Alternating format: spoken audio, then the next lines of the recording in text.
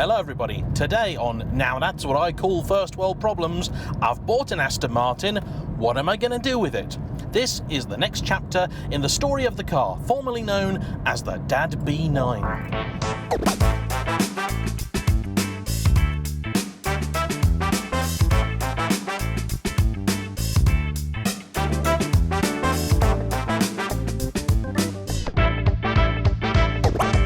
Today's video is sponsored by the good people at CarVertical, the super-powered super search that's an essential tool if you're just as terrible as me for buying cars you probably shouldn't.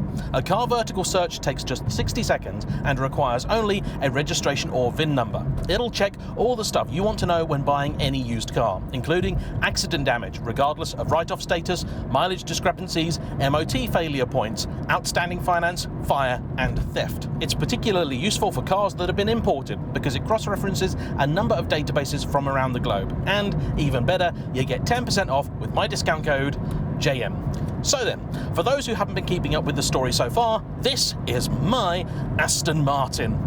Oh, and it does sound quite nice to say that. I have to say, I've always wanted an Aston, but it got to the point where it felt like I was never going to own one, because over the last few years, I found myself often in the situation where I could get an Aston. Every time I came close to actually buying one, there was always a reason, be it big or small, why it didn't happen.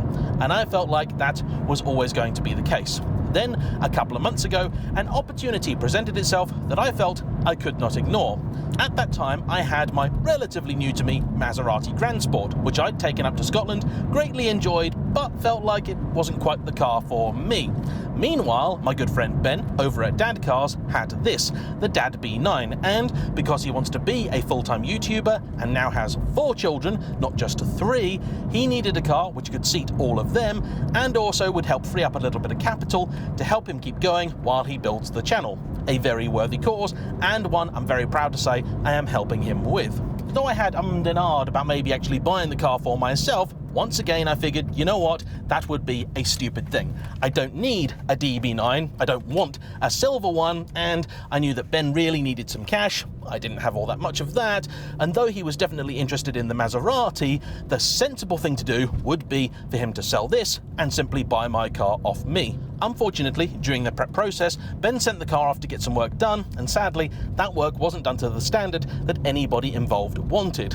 And so, Ben found himself a little bit stuck, because now he had a car that needed some work done again, and he was essentially running out of time. So, I said to him, you know what, actually, I just sold my Porsche Cayenne, and I had a little bit of cash, so I figured, you know what, sod it.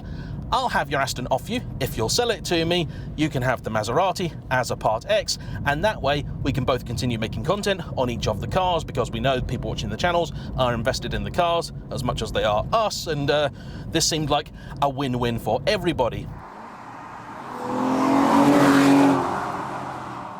He, I am very happy to say, was delighted at this suggestion because, like myself, when it comes to selling a car like this that you're somewhat attached to, it is kind of important that it goes somewhere it's going to be looked after. It'd be like giving away a dog to somebody. You want to know they're going to care for it. And he knew that the Aston was going to be in relatively safe hands with me. Since I acquired the car, I've covered about 1,000 miles, taking the total now up to about 51,500.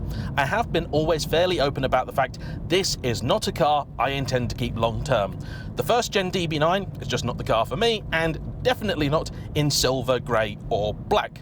I would like an Aston Martin someday, but really the one for me I think would be potentially a Vantage in either V8 or V12 guys, but more likely a DBS or perhaps Vanquish. And I'm not actually sure whether I prefer the first or second gen.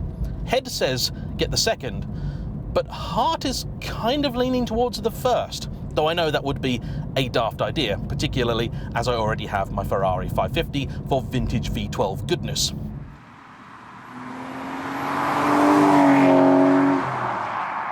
The idea really for this, and one of the reasons it appealed to me so much, is that it's essentially going to be an extended test drive. I've got roughly 6 months to drive and hopefully enjoy this car, at the end of which I'll be able to either say, yeah, you know what, I've really enjoyed this, and I'll commit to buying that DBS, Vanquish, or whatever it is that I want at a higher price.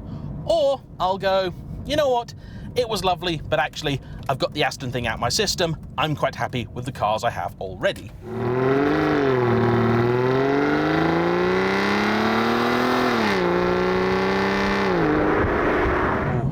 That is a good sound, I have to say. Though, the other day when I was sat on my driveway, I did blip the throttle a little bit, and I swear Aston Martin must have a flywheel made of depleted uranium, because compared to the Ferrari V12s, even the older ones, this is a very, very slow car to rev. Still, makes a fabulous noise, and when you're on the move, it's far from an issue. In fact, I would actually say the engine is one of the best things about this car. I love it. 5.9 litres, 470 horsepower, 12 cylinders. Oh, suit you, sir. So then, the plan, the cosmetic side of the car. And in terms of that, I'm not going to go into details, but basically, I need to repaint half the car. That's actually going to be the very last thing that I do, because, let's be honest here, mechanical stuff should always be done first, and I know my luck, if I went and got this car repainted now, something would happen to it between now and sort of March time when I'm going to try and list it for sale. If you are interested in buying the car, please don't email me yet. I'll make a video at the time when it is actually ready, and that would be your moment. My aim with this is to make essentially the best early DB9 out there. A great usable example with a few very subtle upgrades to make it the car that it should have always been. I am very happy to say that I have partnered with Bamford Rose on this endeavour. They are a very well-known and respected Aston Martin specialist, and I felt like they were the perfect people to work with on this project, because not only do they have all the expertise and knowledge required to work on the car, but also they are more than happy to get on camera and help dispel a few Aston Martin myths and explain a few things that people may or may not understand about these cars. And I'm hoping this little mini series is going to be a really good guide to anybody thinking about buying any potential VH platform Aston Martin, particularly the DB9.1.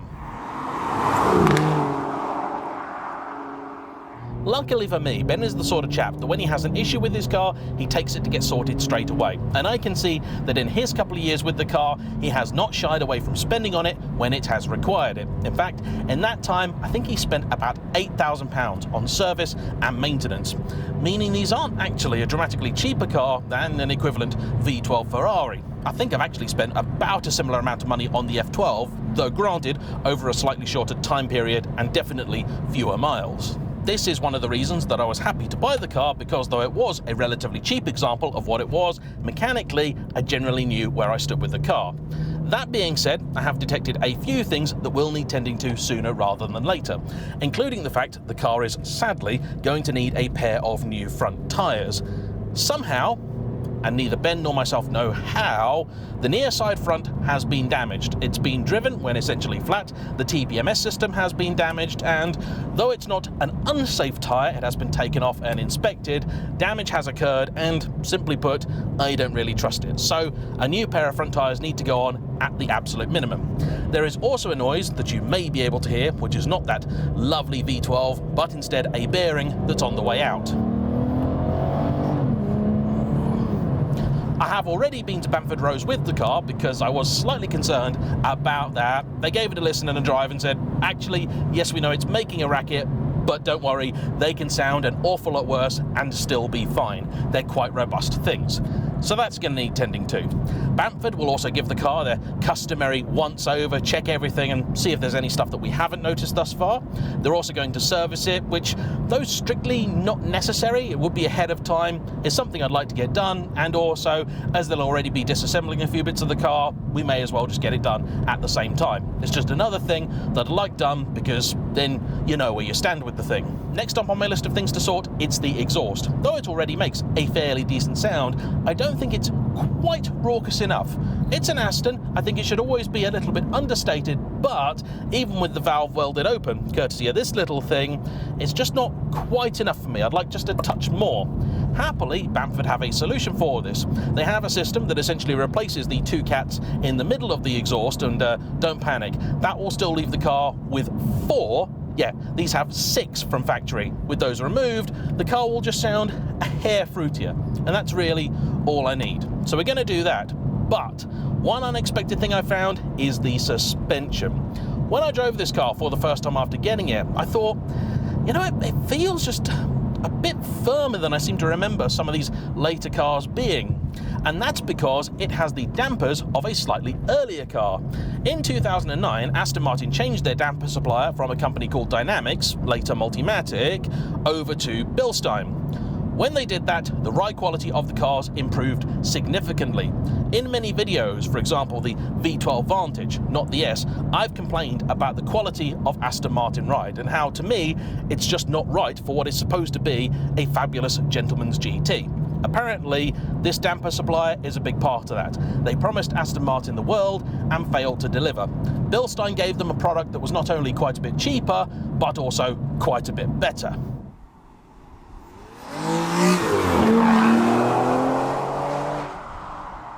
Sadly, there is no cheap fix for this. I have to buy 4 new dampers and then Bamford Rose have to fit them. So even though they've agreed to help me out a little bit in terms of the labour, I've still got to pay for all of the parts. And that's about £4,000 worth. That hurts, but to me, it's absolutely essential. This is an Aston Martin, and if it doesn't handle like an Aston, I wouldn't want to buy it, so I wouldn't really expect anybody else. Also, to be pragmatic about it, the car's on just over 50,000 miles, and according to some, this early suspension just doesn't last all that well, so there is a very good chance that elements of it are no longer performing their best anyway. So a good refresh of the system is not a bad thing, and hopefully will help me get a fairly decent price for the car at the end. Luckily, I don't really need to try and make a profit off the car, I just want to try and get most of my money back. I'm in this fortunate position where making the videos is going to give me the revenue, so the car itself is probably going to lose me a little bit of money, but overall, I'll have had an Aston Martin, and if it hasn't cost me too much, that's going to be a great thing. So they're 2 of the really big jobs to do, but another one, and a key complaint of these early cars, it's this nav system up here. It's Volvo derived, and just about nobody liked it either then or now. Happily, there is a company out there called Aston Installations who've been doing a system for a while that gives you a higher resolution screen and Android Auto and Apple CarPlay compatibility. That to me is an absolute game changer. It brings the car into the modern era and makes it really just as usable, drivable as anything you could go out there and buy now. They did also offer me the option of having a reversing camera installed, but I've said no to that because it would involve drilling holes in the car, and generally I'm not a fan of that, and it's got parking sensors front and rear, which all seem to work actually fairly well. Last week I was away and I left the car on the driveway. When I came back, I found to my surprise that the battery was totally flat. I know when I did a buyer's guide with this exact car, I actually said it was Ben's advice that the car should be kept on trickle charge at all times, particularly if you're not going to be using it for more than a few days. I figured it would be able to go at least sort of 7 or 8 days without draining its battery completely. Apparently, this is not the case. I am glad that I found this out at home, because to get into it, you need the spare key that isn't a part of the fancy glass one. It's just a random little blade that I think I might get copied and keep on my keyring, because if you get stuck and you need that, you're in trouble. Very, very poor piece of design by Aston there. I suspect the cause of this might be an elderly tracker. I believe it's possible the car has more than one in it now, and I've had plenty of other cars where they've been updated over time and nobody's actually bothered to remove the old one, so they're just draining the system massively. The battery itself is actually fairly new. Ben had it fitted about a year ago, and so that shouldn't be the cause of any issues. Happily, I managed to get it charged and it's been fine thus far, and one of the reasons I wanted to take the car out today and do a little bit of filming and talking is to just put a bit of charge into it. I've been trying to keep the miles off it over the last sort of week or two because I do really want to get that tyre and bearing sorted before I have too much fun, but you know, needs must and all that. It's not unsafe, I just don't like it. And whether this is connected to the battery going flat or not, I don't know, but I did only notice it the other day. The offside rear light also has a portion that's no longer permanently illuminating. Sometimes the lights all look like they're flickering, that's just the way that the camera works, but that is actually on the blink. I'm hoping it might be a relatively simple repair. Ben tells me he had to get one of the indicators done, and that was about 250 quid. So if it's a similar amount to sort that, I'll consider myself lucky, because I do not want to have to buy a whole new rear light. I can only imagine how expensive that'll be from Aston Martin. Other than that, the plan is simply to enjoy the car as much as I can, which is also going to include my customary trip to Scotland.